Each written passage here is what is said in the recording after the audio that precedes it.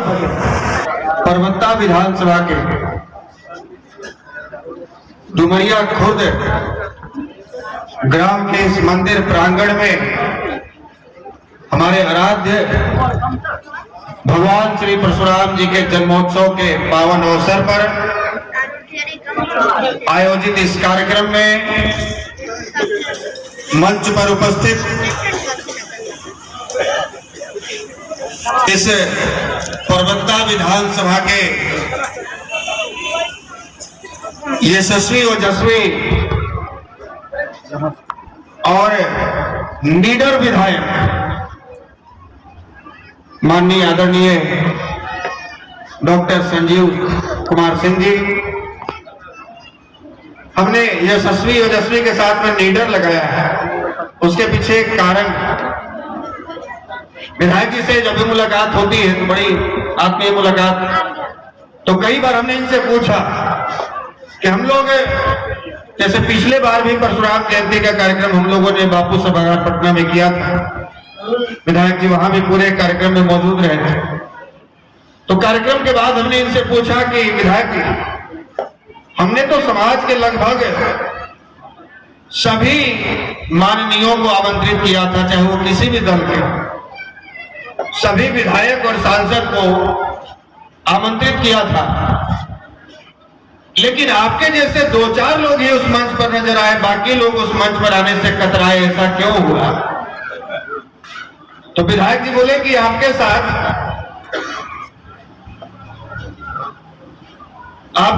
बिकने वाले नहीं टिकेंगे और जो टिकेंगे वो कभी बिकेंगे नहीं। इसलिए हमने कहा कि लीडर विधायक है, बिना भय बिना पक्षपात के, बिना कोई राग और द्वेष के, जो सही है वो सही, जो गलत है वो गलत बोलने वाले, इसकी मादा रखने वाले विधायक जी मंच पर उपस्थित राष्ट्रीय जनता पार्टी के प्रदेश अध्यक्ष जी, राष्ट्रीय सचिव जी, प्रदेश के पदाधिकारीगण, मंच पर उपस्थित आदरणीय श्री रमेश चंद्र राय जी और आप तमाम अतिथिगण, आज के इस कार्यक्रम में 4 चांद लगाने आए रेडियो स्टेशन के कलाकार, सुप्रसिद्ध कलाकार किंकर जी और उनके साथीगण, सहयोगीगण, मनीष कुमार मानस जी, खगड़िया जिले के विभिन्न पंचायतों, प्रखंडों, गांवों से चलकर आए आप बड़े बुजुर्ग, गार्जियन, अभिभावकगण, माताओं, बहनों, और जहां तक मेरी आवाज पहुंच रही है वहां तक के युवा साथियों का मैं आशुतोष कुमार आज के इस कार्यक्रम में हार्दिक अभिनंदन करता हूं और स्वागत करता हूं। साथ ही साथ हमारे इष्ट देव भगवान से परशुराम जी के जन्मोत्सव की हार्दिक शुभकामनाएं और बधाई प्रेषित करता हूं।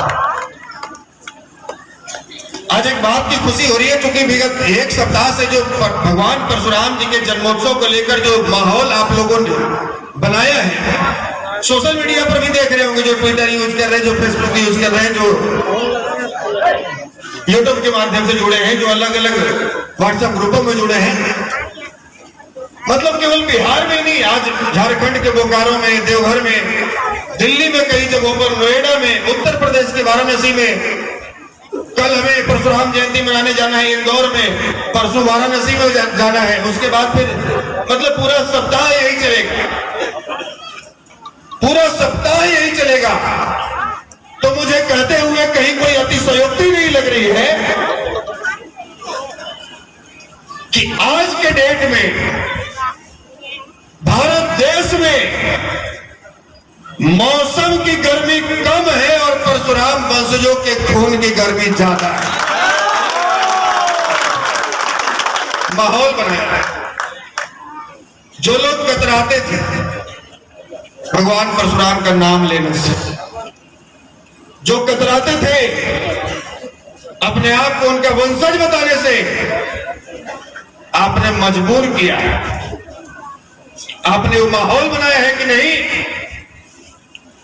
यदि हम रविदास जयंती मना सकते हैं, यदि हम अंबेडकर जयंती मना सकते हैं, यदि हम पेरियार और फूले जयंती मना सकते हैं, हमें कोई दिक्कत नहीं, तो फिर परशुराम जयंती और डॉक्टर सर्केश्वर सिंह जयंती मनाने में भी आपको कोई समस्या नहीं। इसके पहले विगत 2 वर्ष पहले लगभग इसी परबत्ता क्षेत्र के कन्हैयाचक गांव में हमारा आना हुआ था। बड़ा शानदार कार्यक्रम रहा। और उसके बाद रहीमपुर में भी एक कार्यक्रम हुआ, वहां भी हम लोग पहुंचे थे, बड़े धूमधाम से उस कार्यक्रम का भी आयोजन हुआ था। और आज इतनी गर्मी 42-43 डिग्री टेम्परेचर के बावजूद इस पतले से कनात के नीचे आप लोगों की उपस्थिति देखकर मुझे अत्यंत खुशी हो रही है कि चलिए अब हम लोग भी संगठित हो रहे हैं, संगठित हो सकते हैं और अपने आराध्य के बहाने, अपने आराध्य देव के जन्मोत्सव बहाने के बहाने हम लोग अपनी ताकत का परिचय दे सकते हैं। क्योंकि इस लोकतंत्र में अब लोकतंत्र नाम का कोई चीज नहीं बचा है। अब यहाँ भीड़ तंत्र की बात हो रही है, जो अपनी संख्या बल दिखा रहा है, बात उसी की हो रही है। तो जहां भी इस तरह की बात हो, जहां भी आपको अपनी एकजुटता दिखाने की बात हो, बारी आए तो दलगत भावना से हटकर, पार्टी संगठन से अलग हटकर सामाजिक एकता की जहां बात हो वहां पर बढ़ चढ़कर भाग लेने में ही हमारा भविष्य सुरक्षित है, हमारे बच्चों का भविष्य सुरक्षित है। क्योंकि और भी कई वक्ता है, उनका संबोधन में सुनना चाहता था, लेकिन क्योंकि कल का कार्यक्रम हमारा इंदौर में, इसलिए आज ही रात 8 बजे हमारी फ्लाइट है पटना एयरपोर्ट से। 7 बजे तक किसी भी सूरत में एयरपोर्ट पहुंचना है और यहाँ से यदि दूरी हम लोग मापते हैं तो 5 घंटा लगभग पटना एयरपोर्ट, और यदि पटना में जाम मिल जाए तो उसका तो कहना ही नहीं। तो कम समय देने के लिए भी हम क्षमा प्रार्थी हैं। माननीय विधायक जी के गांव में भी जाने की इच्छा है, सुना है वहां बहुत एक भव्य मंदिर का निर्माण हुआ है, जहां हर साल दशहरा पूजा के अवसर पर बलि चढ़ाई जाती है। और काफी दूर दूर से, केवल खगड़िया से ही नहीं, पूरे बिहार भर से लोग, दूसरे राज्यों से भी लोग उस मंदिर प्रांगण में पहुंचते हैं। काफी सिद्ध पीठ है, वहां पहुंचकर आशीर्वाद लेना चाहते हैं। हम बस एक ही बात कहेंगे कि आपके जो प्रतिनिधि जी यहां बैठे हुए हैं, आपके जो विधायक जी यहां बैठे हुए हैं, यदि बिहार में ऐसे ऐसे जनप्रतिनिधि आपके समाज के हो जाए तो मुझे लगता है कि फिर आपके समाज की अनदेखी कोई सरकार कर नहीं सकती है किसी की औकात। बहुत लोग डरते हैं कि हम अपने मंच पे चले जाएंगे, समाज की बात करेंगे तो हमको मंत्रालय नहीं मिलेगा, अगली बार टिकट नहीं मिलेगी। लेकिन विधायक इस बात पर भरोसा रखते हैं कि हम क्षेत्र में इतना काम कर देंगे कि पार्टियों की मजबूरी हो जाएगी कि हमको टिकट ना कर दें। ऐसे जनप्रतिनिधि होने चाहिए जो पार्टी पर डिपेंड नहीं रहे, पार्टी उन पर निर्भर रहे, वो पार्टी पर निर्भर न रहे। और बाकी भी जो जनप्रतिनिधि हैं और भी पूरे बिहार में आपके समाज से,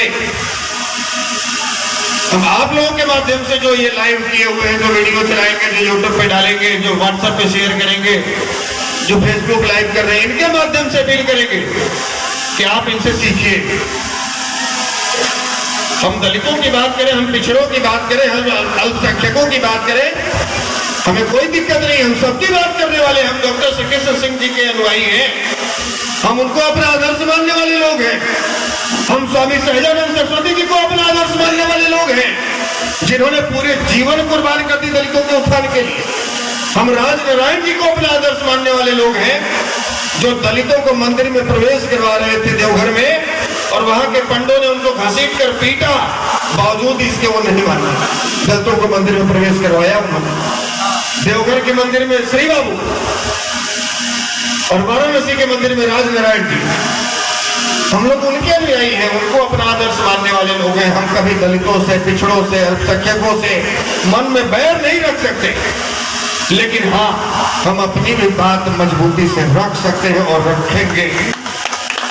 जितनी मजबूती से बात हम अन्य वर्गों की रखेंगे, उतनी ही मजबूती से हम अपने वर्ग के भी गरीब, वंचित और शोषित लोगों की बात करेंगे।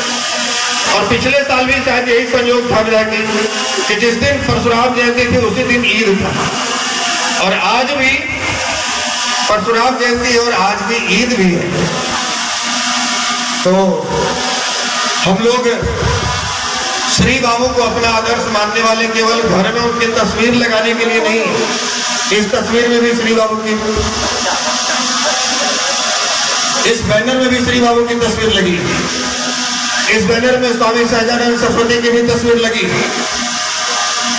बहुत लोगों को हमने देखा है हमारे समाज से कि श्री बाबू की तस्वीर अपने घर में लगाए हुए, अपने कार्यालय में लगाए हुए, और सोशल मीडिया पर खूब मुसलमानों को गाली दे रहे हैं, दलितों को गाली दे रहे हैं। उससे अच्छा है कि श्री बाबू की तस्वीर को उठा के कूड़ेदान में डाल दें। उनकी तस्वीर को घर में लगाकर यदि आप ऐसा करते तो श्री बाबू की आत्मा जहां भी होगी वो तड़पती होगी, वो धिक्कारती होगी। और यदि नहीं पढ़े तो श्री बाबू की जीवनी पढ़िए। कई लोग इसमें सोच रहे होंगे आज परशुराम जयंती के नाम पर ईद की कहां से बधाई देने लगे, लेकिन श्री बाबू को यदि आदर्श मानते हैं तो पढ़िए।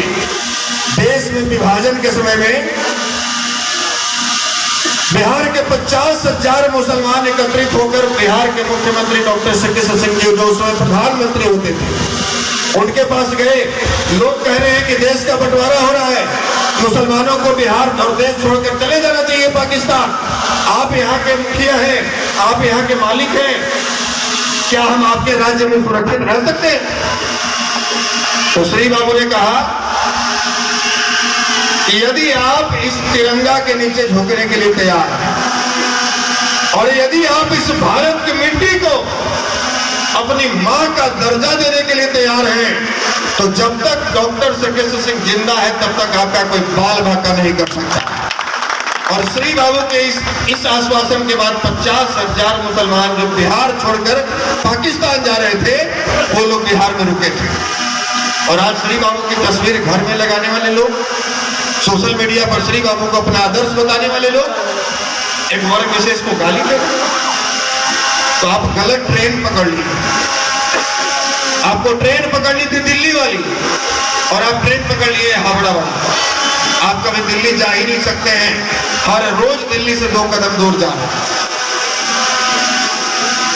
आप सनातन का हवाला देकर किसी धर्म को गाली देंगे तो आपके सनातन के किसी भी वेद में, किसी भी पुराण में, 4 वेद और 18 पुराण में कहीं लिखा हो तो आप बता दीजिए कि हमारे सनातन में कहीं सिखाया जाता है कि किसी को धर्म के आधार पर, किसी को जाति के आधार पर, किसी को लिंग के आधार पर, किसी को रंग के आधार पर हम उसके साथ भेदभाव करें, हम उसका बहिष्कार करें। जय श्री राम का मायने बदल दिया गया, गोली मारते हुए जय श्री राम का नारा दिया जाता है। ये पूरे दुनिया के सामने प्रभु श्री राम के नाम को बदनाम करने की साजिश, प्रभु श्री राम के नाम को अपमानित करने की साजिश है और कुछ नहीं। तो हम बस जाते जाते अपनी बातों को समाप्त करते हुए बस यही अपील करना चाहेंगे कि अपने आप बुद्धिजीवी वर्ग से हैं, भगवान ने आपके भीतर बुद्धि बल दिया है। आप केवल शास्त्र ही नहीं शास्त्र भी जानने वाले लोग हैं। कर्ण जब झूठ बोलकर प्रभु परशुराम जी की कुटिया में गए विद्या हासिल करने, तो कर्ण के बातों को राष्ट्र कवि रामधारी सिंह दिनकर जी अपने शब्दों में बताते हैं कि कर्ण जब परशुराम जी की कुटिया देखे तो कहते हैं कि मुख में वेद, पीठ पर तर्कस, करने कठिन कुठार विमल, श्राप और सर दोनों थे जिस महान ऋषि के संबंध। यह कुटीर है उसी महामुनि परशुराम बलशाली का, भृगु के वंश पुनित वंश धरती वीर प्रणपाली का। मतलब जिसके मुख में वेद और पीठ पर तर्कस भी, मतलब जो माला और भाला दोनों चलाना जानता, जो शस्त्र और शास्त्र दोनों चलाना जानता, तो हम उस परशुराम के वंशज हैं। और एक अपील करेंगे कि आप लोग अलग अलग गांव से आए। यदि आपके गांव में मंदिर है इस प्रकार का, देवी जी का, दुर्गा जी की मंदिर है, शंकर भगवान का मंदिर है, या कोई भी इष्ट देव का मंदिर है, तो उस मंदिर में एक प्रतिमा भगवान परशुराम जी की भी होनी चाहिए। यदि आप दुर्गा जी की पूजा कर रहे हैं, यदि काली मां का पूजा कर रहे हैं, यदि आप कृष्ण जी की पूजा कर रहे हैं, शंकर जी की कर रहे हैं, तो भगवान परशुराम की क्यों नहीं? हैरानी की बात है कि कुछ लोग हमसे सवाल किए पिछले परशुराम जयंती पर कि आपने पटना में परशुराम जयंती का आयोजन किया, उसमें यादव जी को क्यों बुला लिए, उसमें दास जी को क्यों बुला लिए, उसमें मुस्लिम को क्यों बुला लिए?